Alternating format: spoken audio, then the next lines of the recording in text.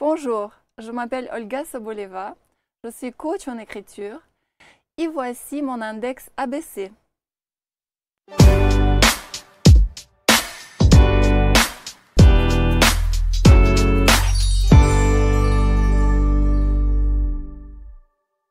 Bonjour Olga, Bonjour Thierry. vous attendiez ce moment depuis longtemps, on est très heureux de vous recevoir ici dans les fauteuils d'ABC Talk, dans l'index. Il y a au moins 1001 raisons d'écrire votre livre. C'est ce que vous écrivez vous-même, par exemple, écrire pour renaître. Pourquoi les gens viennent vous voir? Pourquoi il est bon d'écrire? L'écriture est bien connue pour ses effets thérapeutiques. Et donc c'est depuis 2004 que j'accompagne des personnes. Et comme j'aime dire 1001 raisons, c'est parce qu'il y a tellement de raisons personnelles, individuelles que les gens me nomment, me confient lors de ces stages. Et donc une des raisons, c'est pour renaître. Ça veut dire qu'on va déposer quelque chose qui est parfois ancien, qui nous gêne, qui peut vraiment empêcher d'être qui je suis aujourd'hui et développer réellement notre potentiel, celui qu'on a depuis notre naissance. Donc c'est grâce à ce stage et l'écriture que les personnes peuvent réellement renaître à ici et maintenant. Ces personnes que vous appelez mes adorables petits écrivains. Thierry, je vois que vous avez fait vos devoirs. Oui, j'ai bien travaillé. Ah là là, je me sens dévoilée. Oui. Et vous dévoilez aussi, parce que si vous êtes coach en écriture, vous avez aussi dévoilé quelques pages dans différents livres que vous-même, vous avez écrits, bien évidemment. On les regardera un petit peu tout à l'heure. Vous dites écrire pour sortir de l'ombre, transmettre l'histoire, faire un bilan de vie, inspirer les gens, apprendre à se connaître davantage. Vous coachez autant des personnes, on le verra, qui souhaitent écrire un livre, un roman, que des personnes qui, C'est ça. qui écrivent juste pour, si ce n'est le plaisir thérapeutique d'écrire. En quoi?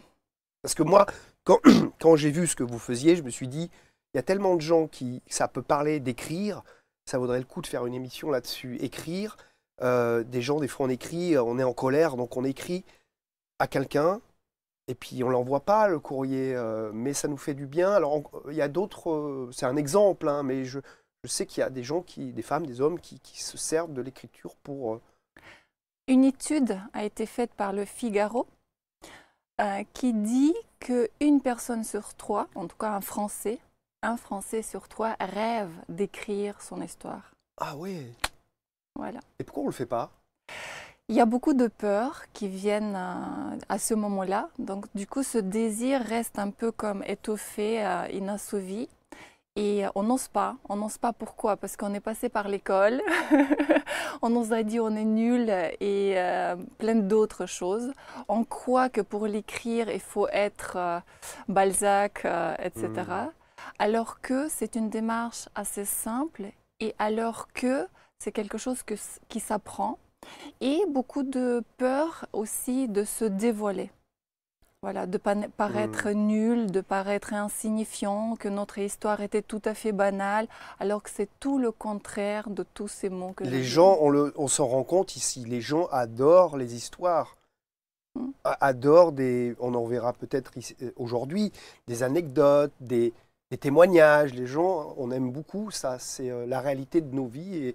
Et souvent, on a l'impression que la vie d'un tel est merveilleuse ou intéressante, et nous, nous là-dedans. Exact. Et on ne se considère pas assez, on se met dans l'ombre, on est évidemment pollué par tout ce qu'on a dit, tu es ceci, tu es cela, Et donc c'est ça qui fait qu'on n'ose pas, on contient réellement ça à l'intérieur. Et beaucoup de personnes qui ont osé venir écrire disent oh, mais ça fait 20 ans que j'ai rêvé de ça, mais ça fait 15 ans que cette idée me trotte dans la tête, mais ça fait depuis que je suis petite que j'écris et je cache mes cahiers, etc. Comment vous êtes arrivé, premièrement, à l'écriture et deuxièmement, à aider des gens à écrire? C'est une démarche de mon premier livre qui était tout d'abord un écrit thérapeutique que j'ai déposé sur mon ordinateur, où j'ai écrit vraiment pendant plusieurs semaines Et ce n'était plus possible de retenir cet élan que j'ai eu aussi. Je l'ai contenu pendant 15 ans. Donc moi-même, cette envie d'écrire, cette envie de déposer, cette envie de me dire, mais est-ce que c'est réel tout ce que j'ai vécu? Et donc une fois que j'ai fait mon jet thérapeutique, un de mes formateurs a dit, mais pourquoi tu n'en fais pas un livre? Et c'est à ce moment-là que j'ai passé à une étape suivante d'édition. Et quand j'ai vu les retours des personnes, des lecteurs sur ce que j'ai pu écrire... C'est lequel là? Il est là? C'est celui-là. Vous voulez me le montrer? On le montre éventuellement à la caméra. Je ne sais pas laquelle est allumée. Et donc à ce moment-là, j'ai ressenti un Mystérieuse sibérienne. C'est vos origines? Oui, tout à fait. Je viens de la Sibérie. Et c'est à ce moment-là que j'ai vécu une transformation à la fois personnelle, où j'ai vu que mon histoire passée m'a véritablement lâchée, si on peut dire. Donc cette idée de renaître, guérir, enfin clôturer tous les aspects qui pouvaient être gênants dans mon histoire passée. Et c'est à ce moment-là que tout ça est devenu ma richesse. Et deuxième étape, c'est cette transformation, donc une personnelle que je viens de décrire et professionnelle, où je suis devenue reconnue, où j'ai commencé à être invitée, où mon agenda de thérapeute s'est rempli et je me suis dit, oh, il faut le proposer à tout le monde. Donc vous étiez thérapeute, mais thérapeute. Voilà. J'étais au départ coach, je travaillais avec gestion des stress, gestion des émotions et toute thématique coach de vie qu'on peut rencontrer dans la vie. Donc vous devez encore l'utiliser pour coacher maintenant en écriture, évidemment. Oui. On a des beaux témoignages sur votre travail. Plus de bien-être personnel et un véritable décollage professionnel grâce au stage. Écrire étant dyslexique semblait une tâche impossible. Aujourd'hui, je suis fier d'avoir écrit mon livre grâce à la pédagogie claire d'Olga. Oui. Cette expérience reste un moment d'épanouissement inoubliable. Myriam, donc auteure de Crier en silence, et un autre témoignage. Après avoir perdu ma confiance et mon imaginaire à cause d'un prof de théâtre pervers narcissique, j'ai trouvé, grâce au stage d'Olga, j'ai retrouvé tout cela grâce au stage d'Olga en seulement 2 jours. Qu'est-ce qui se passe, Olga, en 2 jours pour que des gens reprennent confiance en eux et retrouvent leur imaginaire? C'est Françoise de Pierre qui a écrit ça. Thierry, voyons, tu crois vraiment que je vais dévoiler mes secrets? En 20 minutes, un petit résumé. Qu'est-ce qui se passe pendant le stage? Donc, qu'est-ce qui se passe pendant le stage? Déjà, cette formule qui était proposée au départ d'une façon légère, on écrivait sur 3 week-ends, sous la pression de mes clients, c'est devenu une semaine en immersion. C'est vraiment les gens qui m'ont dit, Olga, tu devrais le faire comme ça. Et donc maintenant, on n'en fait que lundi, dimanche, 9h30 jusqu'à 17h30, 7 jours. Oui. La Terre a été créée en 7 jours, si on veut croire. Okay. Et donc nous, on recrée une nouvelle vie en déposant notre histoire. Et voilà, les personnes se retrouvent dans un petit groupe de 3 à 5 personnes, donc dans un cadre privilégié, que ce soit en présentiel ou en vidéo, maintenant que tout est possible. Des gens qui se connectent de 4 coins de cette planète et on écrit. Et donc quand je dis la pédagogie, c'est qu'il y a une trame bien précise. Et donc les participants disent qu'elle est aussi structurante que libre. Donc on avance pas à pas et c'est là où les miracles se créent. Quel est le miracle qui vous a le plus touché, qui s'est créé grâce à vos stages? Il y en a plusieurs, mais celui qui vient donc en plus de Françoise qui est dans les coulisses. Oui, parce qu'on enregistre 2 émissions à la suite, 2 index. Qui a réellement ouvert une voie extraordinaire au 2e jour où elle a senti qu'en fait elle peut écrire, elle a envie d'écrire, ou elle est en train d'écrire son 2e livre. Ma vie au travers des femmes de ma lignée, Françoise de Pierre. Voilà, vraiment, c'est son 2e bouquin. Et aujourd'hui, elle a sur sa liste une dizaine d'autres idées qui sont déjà assez claires dans sa tête, donc c'est déjà assez extraordinaire. D'autres personnes qui viennent et la première matinée, c'est vraiment, tu vois ce que je veux dire? Avec les yeux écarquillés, genre à quelle sauce je vais être mangée, les personnes qui se disent cartésiens, techniciens, je sais pas écrire et qui se déploient vraiment un talent d'écrire. Les personnes qui sont dyslexiques, et j'en ai accompagné deux, donc Myriam, dont tu as lu le témoignage, qui disait « Je fais à peu près 360 fautes dans un mot ». C'était sa blague quotidienne, qui écrit un bouquin de 300 pages, etc. Et elle fait plus de fautes? Ça ne veut pas dire qu'il fait plus de fautes, mais quelque chose dans sa tête a pris sens, a pris une ligne, une destinée, et ça change véritablement une vie, un parcours, voilà. Vous avez toujours été thérapeute? Je pense que dans l'âme, j'y étais, mais c'était également un certain trajet pour découvrir, où d'abord j'étais commencé à être professeur. Et après, j'ai vu que l'idée d'enseigner, c'est autre chose. Donc, enseigner le bien-être. Et je ne sais pas, tu as trouvé peut-être que je suis une guerrière de l'amour. Voilà, c'est porter l'amour, la transformation et de montrer à tout à chacun que le bonheur est ici et maintenant. Quelles sont les thématiques que vous abordez dans vos livres? Il y en a 7, 9 à 9. Oui. Voici les deux derniers, les deux bébés. Voilà, c'est les deux derniers. Voilà, oui, il y en a un qui est du coup en lien direct avec ce que je fais, le fameux guide qu'on me demandait depuis des années. Donc tout à fait en rapport avec notre émission d'aujourd'hui, le guide de l'écrivain d'Olga Soboleva. Absolument, et donc c'est le PDF que chaque personne recevait quand il partait de cette semaine d'écriture, et aujourd'hui c'est un livre. Voilà, qui va être aussi accessible à toutes les personnes qui peut-être n'oseront pas tout de suite venir écrire. Et donc le deuxième, le tout dernier, c'est sur l'art de la relation amoureuse. Oh, qu'est-ce qu'on apprend là-dedans?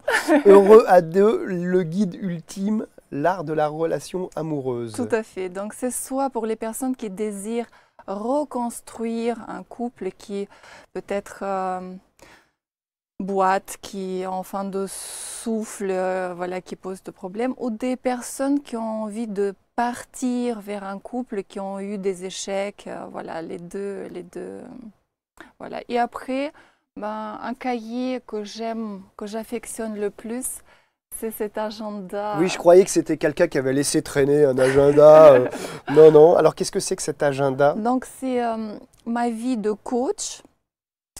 Qui dépose là-dedans sur des pages type. On va remplir en 10-15 minutes le matin. C'est une sorte d'auto-coaching, de carnet de bord. Tout à fait. C'est ça? C'est exactement ça. On appelle ça aussi oui, un carnet de bord. Donc, où, voilà, on travaille avec un professionnel.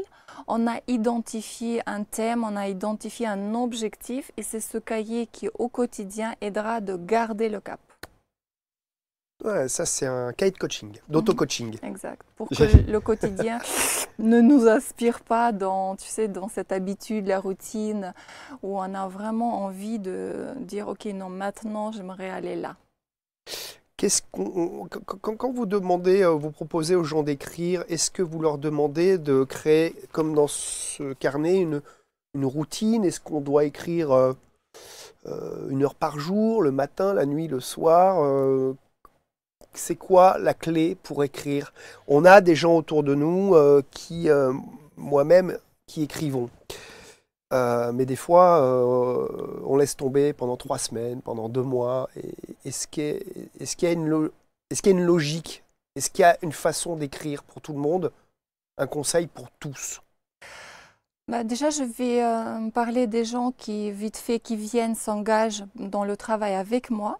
Là, je m'occupe de la motivation des gens. Je dis, OK, venez tel que vous êtes et je m'en occupe de la structure, je m'occupe de l'enthousiasme et de cette motivation. On va terminer le livre. Donc, je m'engage que la personne aille de A à Z. Et le Z, c'est non seulement d'avoir tout écrit, mais aussi d'avoir créé la couverture, la quatrième de couverture, c'est d'aller faire les premières démarches avec le livre, que ce soit de trouver un éditeur, que ce soit auto-édité et après où je vais avec ce livre. Donc, je m'occupe de tout ça. Au-delà de la semaine, on va passer ensemble en petit comité où le groupe est aussi un véritable amplificateur du talent, de la motivation, d'ancrage aussi, parce qu'il se crée une bienveillance qui n'est pas mesurable. Parfois, les gens me disent, mais dis donc, j'ai dit tellement de choses que même mon entourage proche ne connaît pas de moi. Donc, ça me fait chair de poule de l'évoquer. Bien Donc, sûr, mais alors c'est ce que je voulais vous demander. Très, très fort. Il y a cette peur aussi certainement de se livrer, voire de se mettre à nu. C'est absolument ça qui se passe. Et c'est pour ça que le cadre, il est vraiment, moi je dis 199% de bienveillance. Et tout ce qui va être écrit, dit dans le stage, reste dans le stage. Et ce n'est pas forcément ça qu'on va éditer. Mais tout ça, on va quand même l'écrire. Et en deuxième, on va voir qu'est-ce que j'édite. Donc, on est vraiment dans la sécurité personnelle tout le temps. D'accord, oui, oui. Voilà. Oui, oui. Vous n'obligez pas Non. les gens Non. à écrire leur Non. vie, leurs secrets, etc. Vous le faites dans le cadre thérapeutique, pendant le stage. Ça, ils vont vraiment le décider à un moment donné, ils vont le faire. Ils vont du coup péter les verrous, on dit bien ça. Comment? Péter les verrous, de Péter les verrous, dire ouais. l'indicible, D'accord, l'indicible. qui va parfois rester vraiment juste dans ce cadre-là. Et parfois, ça va même être édité. Là aussi, j'ai chair de poule. Et les gens vont être surpris que c'est exactement ces parts d'ombre qui vont être le plus inspirants pour l'entourage. D'accord, mais des fois, on n'a pas forcément envie de dévoiler. Donc ça, c'est là où il y a le choix. Personne va être forcé, mais parfois, de soi-même, on va libérer cette charge émotionnelle qu'on mettait sur l'événement en le jugeant trop dur, qu'on ne peut pas le montrer. On va en fait montrer que je suis personne comme une autre et je peux le dire. Et c'est au contraire cette blessure-là qui va être la plus impactante, la plus inspirante pour les autres, où je vais être exemple de libération. Donc voilà, je parlais de ce stage-là et au-delà de la semaine, je reste présente pendant 3 mois, si besoin en plus, une fois par semaine. On va aller jusqu'au point final, etc. Donc ça, c'est pour les gens qui s'engagent. Pour les gens, quand ils disaient pour tout le monde, mais comment écrire? Pour moi, il y a 2 types de personnes. Ceux qui ont besoin de couper avec leur quotidien, aller faire une retraite. En vacances, dans un ouais. monastère et dire ok, j'oublie tout, je mets tout en parenthèse, j'éteins mon téléphone et j'écris, que ce soit quelques jours, une semaine, parce que contrairement à ce qu'on croit Thierry, écrire un bouquin, c'est rapide. Alors ça dépend pour qui. Alors c'est rapide si on est focus là-dessus. Tout à fait. C'est ce que je vous demandais, est-ce qu'on écrit 1 heure Absolument. par jour? Alors dans le stage, je suppose que du coup, on écrit beaucoup Voilà. et on peut finir rapidement. Mais on voit chez les auteurs qu'il n'y a pas de règle finalement. Il y a des gens, ils vont écrire un livre en 4 ans et d'autres il n'y a peut-être pas 4 jours, mais 4 semaines. Je suis garante, en tout cas dans le stage et pour les personnes, et d'où le témoignage de Françoise, je suis garante de cette confiance qui va être créée dans chacun. Il n'y a pas une seule personne qui est restée devant une page blanche ou quoi, aucune. Donc je suis garante de cette capacité que la personne va trouver en elle de puiser dans la créativité, d'aller vraiment connecter cette mission-là, parce qu'on va tous commencer à écrire de la même façon, mais chacun va prendre une direction personnelle très rapidement. Et je vais accompagner chacun dans sa thématique. Et voilà, donc ça va être comme un puits de créativité. Et après, on est inarrêtable. Vraiment, on ne peut pas ne pas terminer ce qu'on commence. Parce que la semaine est assez conséquente, engageante. Et on va déjà écrire un tiers, la moitié ou parfois trois quarts. Ça va être dépendre de la vitesse de frappe que chacun a. Et de là va naître la sensation, le sentiment, je suis auteur. Tu vois, Ah oui, je voilà, comprends. je m'engage à aller, grâce à ma casquette coach, je m'engage à aller amener la personne sur cette suivante étape, je suis auteur. Voilà, il y a un switch qui se crée entre le moment où j'écris, bon voilà, j'écris, je suis dans un stage où j'écris, et le truc en disant, mais en fait, j'écris quoi. Donc je suis auteur. Auteur, Au moins sur ce livre, au moins pendant ce stage, absolument. on, C'est mon plus grand engagement. c'est une sorte de légitimité qui apparaît pour la personne. C'est là où on va balayer, nettoyer, gratter toutes les peurs, tout ce qu'on nous a dit, tu es ceci, tu peux pas, da, da, da, da, da, da. Et on va mettre en place le je suis. Je suis intelligent, je suis capable, je suis créatif, je suis une personne riche, je suis inspirante, je suis waouh, je suis tout ça. Est-ce qu'on doit se servir de sa vie personnelle, de son imagination? Alors, vous allez me dire, il n'y a pas de règle peut-être, mais parce que, en fait, j'ai l'idée d'une personne, il disait à ses amis, je vais écrire un livre. Alors tout le monde se foutait de lui, et puis 3 mois après, il y avait le livre. Comme ça, hein, sur une histoire en Thaïlande, des gens qui étaient dans les bidonvilles avec une histoire d'amour, mais il avait un peu romancé, mais en fait, il s'était servi quand même de ce que vivait son fils là-bas. Euh, et ce qui est, alors du coup, c'était rigolo parce que ce gars-là, il est devenu auteur. Donc dans le stage, comme je disais, mon engagement, c'est pour ça que je fais vraiment comme ça, mon engagement, c'est faire naître l'auteur en chacun. Et c'est pour cette raison, quand je disais dans le premier, deuxième, voire même le troisième jour, on va vraiment, quelle que soit la thématique que la personne amène, j'aimerais écrire ça, j'aimerais écrire ça, on va passer par une trame un petit peu unique, unie, où la personne, je m'engage à contacter cet auteur en elle et après, chacun va réaliser ce qu'il a prévu et plus encore. Comme ce qu'on a dit, Mhm. chaque personne vient avec une idée au moins, mais part avec 2, 3 idées au moins. Donc ça, c'est vraiment incroyable. En quoi ça, on en a un petit peu parlé, mais en quoi ça aide les gens? Est-ce que vous avez une histoire justement à nous raconter, une anecdote, un autre témoignage euh, d'une personne qui aurait travaillé avec vous et pour qui ça aurait changé la vie d'un point de vue thérapeutique, Mhm. enfin d'un point de vue bien-être? Mm. Et, une personne qui est venue pour un sujet bien professionnel, c'était voilà, clair dans sa tête, elle avait déjà écrit plusieurs dizaines de pages et voilà, elle était vraiment... Et donc j'ai amené avec toute ma douceur, n'est-ce pas, je l'ai embarquée dans la trame. Donc elle a petit à petit fait confiance à cette trame-là et au troisième jour, le soir, elle nous a dit, Olga, est-ce que c'est possible que j'arrête là parce que j'ai une chose urgente à faire. Et elle est partie, donc elle nous a rejoint dans un autre stage à la 4e journée où elle a laissé. C'est comme Elle a ça, récupéré le voilà, stage plus tard sur un autre stage. c'est comme ça qu'on s'est mis d'accord. Elle est allée voir sa maman. Donc là, j'ai l'émotion. Elle est allée voir sa maman avec laquelle elle ne parlait plus depuis 16 ans. 16 ans. Parce qu'elle a compris tout ce qui se passait, tout ce qu'elle n'a pas compris de cette relation-là, tout ce qu'elle craignait de perdre, du coup, parce que sa maman allait sur ses 96 ans.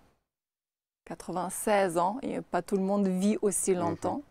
Donc elle est partie la rejoindre en Bretagne, je ne me rappelle pas de la ville, alors qu'on était à Toulouse. Et sa maman est morte quelques mois plus tard. Et Ah. Elles ont pu renouer avant le départ, le grand départ. quoi dire, Thierry?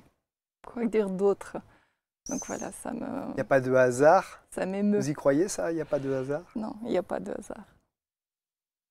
parce que c'était un petit peu dans l'horloge biologique de cette mamie, de la fin de vie. Et là, ça aurait pu ne pas se passer quand même. Absolument. Et donc, imaginez quelle relation nous créons avec chaque personne qui vient. Comme je disais, parfois j'ai des confidences qu'elles n'ont pas fait même à leur thérapeute. Il y a une autre dame qui a travaillé pendant, allez Thierry, 30 ans sur elle, toutes sortes de thérapies, toutes sortes de techniques, etc. Et qui vient dans le stage après 2 ans où elle me disait ah non, toi, tu m'auras jamais, parce que c'était une personne quand même proche de mon entourage. Et je disais, mais je te tire pas dans mon stage. Donc un jour, elle vient, mais elle dit, attention, je vais pas écrire ceci, cela. Je dis, mais bien sûr que non. Et à un moment donné, donc là, c'était 5e jour, où elle écrit, et après, je vois qu'il y a quelque chose qui se prépare, parce que ça se lit, ça se ressent. Elle nous fait une lecture où elle parle de ce sujet où elle voulait jamais en parler, où elle a mis vraiment sous combien de verrous? Plusieurs verrous. Évidemment, elle est touchée, donc elle a des larmes. Évidemment, le groupe pleure avec elle, mais de joie et du fait d'être touchée de cette histoire-là.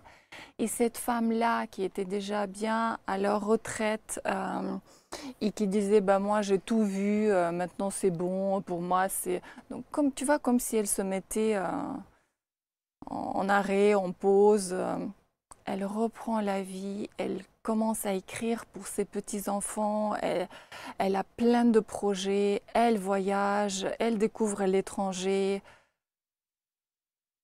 Parce qu'elle a mis sur le papier quelque chose qui était en elle, un petit peu qui l'a...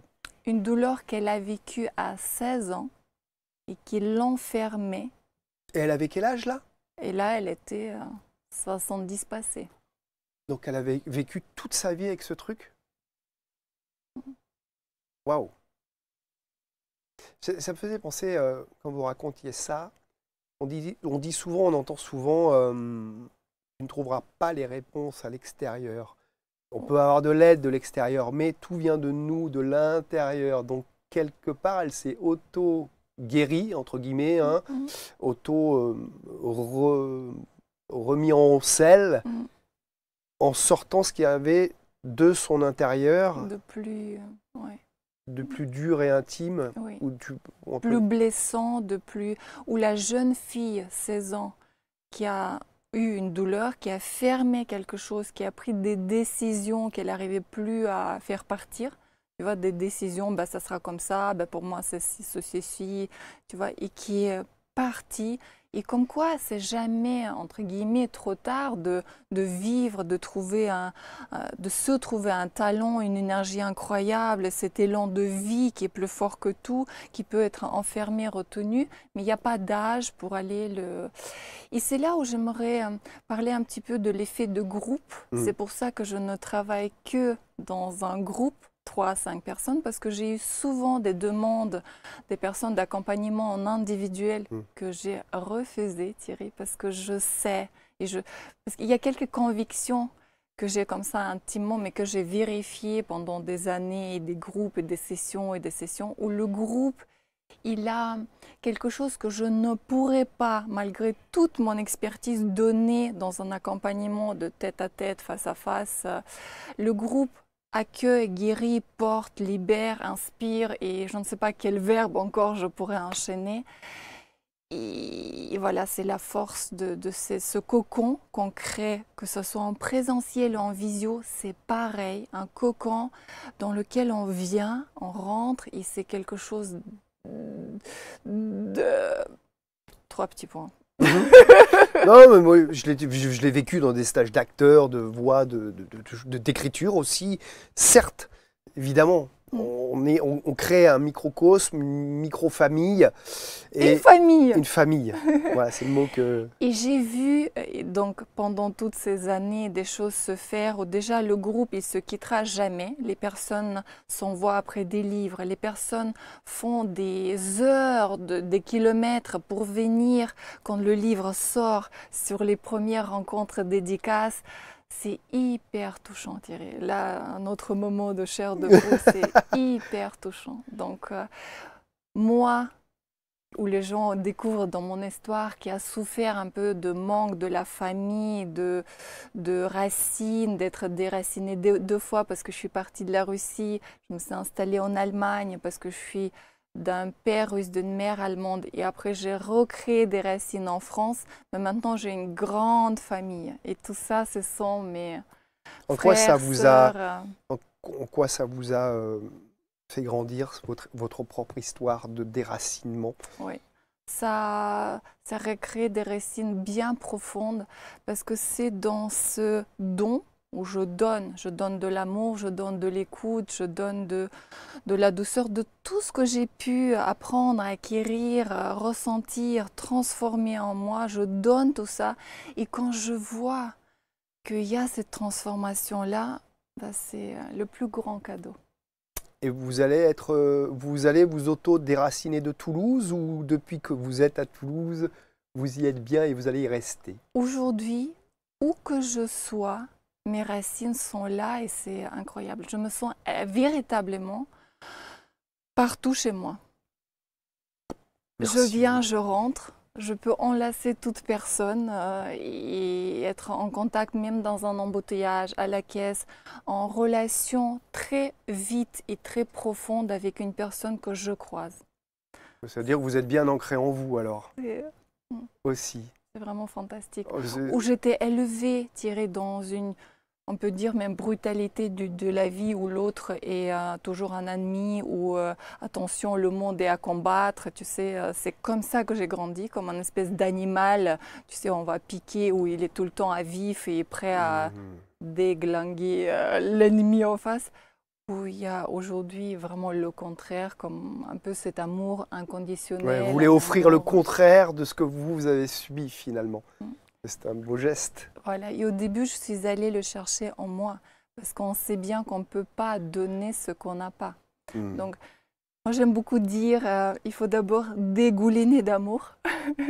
Tu vois ce que je veux dire? Créer un trop-plein pour que par débordement, ça puisse nourrir une pièce, un entourage, une personne, mes enfants en premier.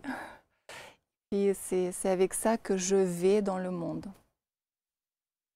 Merci pour ce beau message. On va tenter aussi de déborder un petit peu d'amour, un petit peu quand on peut, un petit peu tout le temps, un petit peu à la caisse du supermarché, dans les embouteillages, au travail, avec la famille. Et tout ceci, quel que soit mon état. Tu vois, que ça soit un état de fatigue qui peut m'arriver, un état de faiblesse, un état où je ne sais pas trop. Mais l'amour, il est là. Et ça, Thierry, ça On comprend comment et pourquoi les gens se sentent bien avec vous et se permettent d'écrire des choses qu'ils n'auraient jamais dites, que peut-être ils refont ressurgir alors qu'ils les avaient cachées dans leur inconscient, parce que vous leur permettez, avec cette énergie de bienveillance extrême, de faire ça. Oui. Et la première des bienveillances, ou même la preuve peut-être tirée, c'est l'idée d'aller dans le monde, dans cette histoire que j'ai écrite, où je m'ouvre et je me livre et je me mets à nu, comme tu as bien dit. J'allais chercher, comment il a dit ça, mettre à nu. Et donc dans le deuxième, où j'ai poursuivi cette mise à nu. La recherche du père. Sibérien.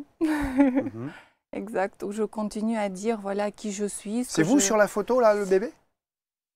N'est-ce pas la beauté incarnée? Thierry. Donc beaucoup de... Combien vous avez de livres qui parlent de vous et combien vous avez de livres qui sont des romans imaginés par votre... Alors Thierry, j'ai du mal à partir pour le moment dans la fiction. Donc il n'y a que des livres qui restent aujourd'hui. Inspirés par votre histoire. Soit l'histoire, voilà, et on s'arrête à ces deux-là. Et un tout petit peu Il y a évidemment ici où j'écris sur deux transformations profondes que j'ai vécues dans le rolfing et grâce à la réflexologie. Et après, ben, Soigner le corps et l'esprit en le réorganisant avec le rolfing. voilà, où je rends grâce à Michel Genouillac qui m'a vraiment offert euh, une vie dans mon corps qui était en souffrance. Voilà, c'est Et des témoignages sur les bienfaits de la réflexologie, une vie grâce à Ivy. tout à fait. Voilà, j'appelle ma fée Evie qui m'a aidé vraiment à trouver un équilibre plus émotionnel grâce à ces coachings et des massages, parce que chaque coach et chaque professionnel devrait suivre évidemment des cours pour aller mieux tous les jours. Et c'est, en tout cas, c'est à ça que moi je m'engage, pour offrir toujours et encore le meilleur de soi à mes clients. Donc il ne faut pas être ce cordonnier qui est mal chaussé. C'est ça, oui, oui. Voilà, donc j'y tiens et toutes les semaines, j'ai une séance, quelle que soit la nature de cette séance, pour me faire du bien. Donc c'est vraiment une hygiène, mon hygiène personnelle. Voilà, et après, suivi de cet élan de créativité, d'ouverture, Olga Soboleva a écrit des poèmes, Thierry. L'émotion est la clé. Donc c'est vraiment incroyable. J'ai jamais eu autant de likes, de retours sur les réseaux sociaux que en postant ces petits poèmes qui sont vraiment juste une page. Et voilà, pour tous ceux qui ont suivi peut-être notre émission jusque-là, j'ai préparé un cadeau, Ah Thierry. bon? Oui. J'invite les personnes de faire un choix, de choisir un de ces livres qui étaient présentés, donc les 9, et donc je ferai un cadeau. Et comment on fait? Les personnes me contactent en échange. J'aide à choisir peut-être, on peut même peut-être en parler s'ils ont à l'intérieur d'eux un projet d'écriture. Tu vois, c'est juste comme un échange. D'accord. Et j'enverrai un des bouquins de votre choix. Ben, c'est fabuleux. Toutes Voilà. les informations sur Olga Soboleva sont bien sûr autour de cette vidéo pour la contacter, les liens, les réseaux sociaux. Voilà, c'est avec un grand plaisir. Ça fait partie de qui je suis. C'est la générosité.